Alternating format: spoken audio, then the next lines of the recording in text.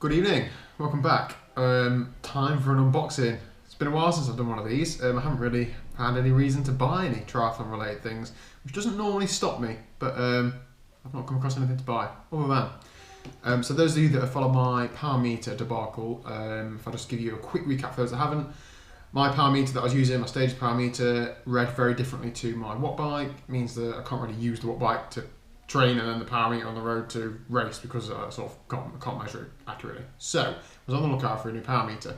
A couple of friends recommended these, which are, now I'm going to try and pronounce it, Favero Assioma, or Assioma, whatever. Basically, power pedals. And a couple of people recommended these to me. Now these are the sort of second generation of the B Pro power pedals, and I've never really heard much about them, but I thought, you know what, I'll give them a go. So, full disclaimer, I did get a discount on these. They weren't free. I got 25% off. However, I'm under no implication to say these are great. So if they are a hit, I will tell you, and if they are not a hit, then I'll also tell you. So let's see what's in the box. Exciting. Well, I've already opened it, so it's not really exciting, but let's see what's in there. So there we go. So you'll notice there's no sort of pods or anything on there. There's no they're flashing. I mean they're working. There's no sort of thing, dangly things. There's just a little sort of like ball around the pedal spindle. Now these claim to have a 1% accuracy margin, which is very good. So that's in there. We've got two little charging cables. Now the way these clip onto the charger is also very good. So these are actually magnetic. So you just drop the thing on there and it just sits in the right place and then it charges.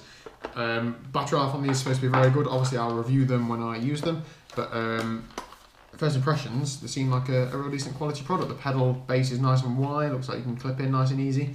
You also get a pair of cleats with it as well, which are the Keo 6V cleats, which are, I think I use these ones already. I can't remember what colour they are, mine are that mucky, but good to get another set of cleats anyway. Some spacers for if you need to space the pedal off of your crank for any reason. I don't think I'll need these, but I'll fit them and see what's what. Battery charger, etc. So these are the dual-sided model, so I'm interested to look into my pedalling dynamics. I don't really use it on the watt bike much, I probably should, so this should be some interesting reading. So let's get them fitted.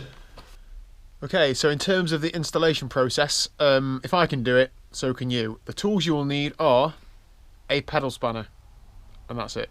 So you literally put the pedal in, wind it in as you would any other pedal. Simply tying it up as you would any other pedal. One thing to check is that it's not too close to the crank arm, so these actually don't touch it at all, so that's absolutely fine, but there are some spaces to put in there if needed. And that is it, fitted. Next step.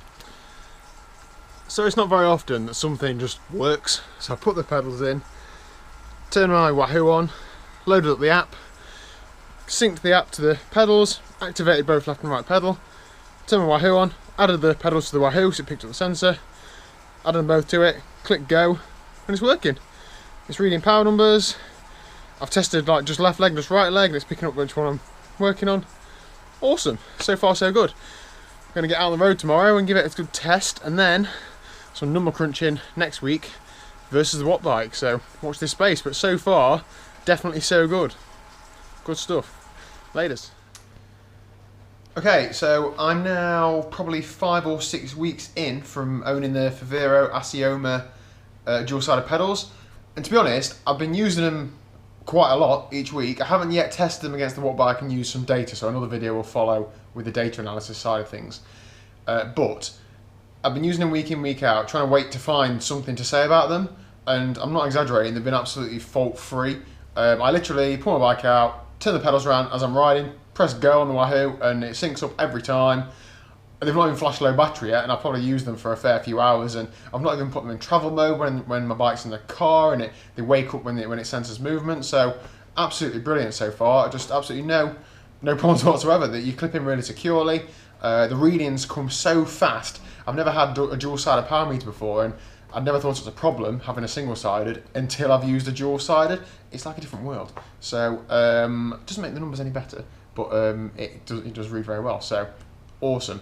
Thumbs up from me. Obviously, I'll let you know how it goes over the next few months, and I will get the test done, as I said, against the Watt Bike. I'm going to get that DC Rainmaker software analysis to actually fully test it against the others, so that I know that when I train indoors on the Watt Bike, those power figures that I'm using to say I can hold for so long, I can then actually hold. I'm not setting myself an unobtainable target.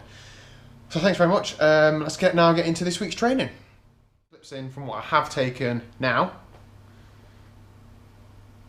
And that was about it, but there are a lot of activities in between those, so I'm just going to run through my whole week's training very quickly, because I've got some corn spicy burgers in the oven that I've got about a minute and a half left until they're perfect, so I'll keep this brief for both of our benefits. So Monday, 5 miles steady at lunchtime, about 7:45 minute miling. It is Tuesday evening, Tuesday the 26th of March. So I was going to do a video that was entitled, or going to be titled, how to get fit enough to swim a half Ironman in 7 weeks, or something along those lines. I think I'm going to have a similar title but end it with a question mark. I've just been for my first swim in, well, like 4 months. It was bad. It was very bad. I swam 1,300 metres in total, and I just feel so weak upper body wise. I've really neglected core and strength work over the last few months. I've not swam since I think it's the 2nd of January. So I just did mainly steady swimming tonight, but I did do a 100 metre effort just to sort of see where I am. So before today, I think my 100 metre PB was like either 1:38 or 1:39, I think, and I swam a 1:41.7 today, so I wasn't actually too far behind it, but I can't quite be sure if like 2 or 3 seconds is massive over 100 metres to get back fitness wise, or not. I don't really know. But the rest of the swimming, I was just getting tired just from swimming steady, and I'd stopped every probably 200 or 300 metres for 30 seconds or so, and then obviously got to chat to people as you do, so wasn't great. So if you've got any swimming tips for me, more specifically, I have a half Ironman 8 weeks Sunday just gone, so probably 7 weeks by the time this video goes up. I need to be able to swim about 30 to 35 minutes for this half Ironman, so if you could please give me the secrets down below, that'd be great. Bye. So then followed by a track session, so I did various different efforts on the track. Awesome workout, really good, really beneficial to train on the track. I look forward to visiting that session again, definitely this week. Wednesday lunchtime, another run, 5 miles in total, but it was a couple of miles warm up, and then it was 12 times 45 seconds on, 45 seconds off. I was running with some people that are a bit faster than me, so a lot faster than me. So the 45 seconds was more like 50 or 55 seconds on, and then a bit less off because I was just closing the gap each time. But it was a good workout. Thursday evening, I went for another swim. Different pool this time, a lot better pool, cooler, deeper. It was easy to see. It was awesome. The swimming, however, 1,500 metres, relatively steady. The pace wasn't actually that bad for me, but I felt so tired following it. I need to get some conditioning in the pool as well as outside the pool for swim-specific training. And then I went out with a group called the Loughborough Chain Gang. They have a Facebook group if anybody is in the area. So they meet up on a Thursday night at 6:30. It is advertised as a drop ride. So if you get dropped, you're dropped. There are a couple of points where you can cut through the course and catch up with people, but I didn't quite know where it was. There were only 5 of us this week. There's normally a few more. There was something going off in Loughborough to recycling that sort of took some people away from that, but hopefully in the next few weeks there'll be a few more people there. So I started off, did a warm-up with them, and I probably did 10 or 12 minutes of the chain gang, and I got absolutely spat hard. So with there only being 5 of us, the recovery was very, very short. Is what it is. That's what I signed up for. I did 37 miles in just under 2 hours. It was a real good workout still. After I got dropped, I just sort of pressed on at a hard tempo and just rode it in.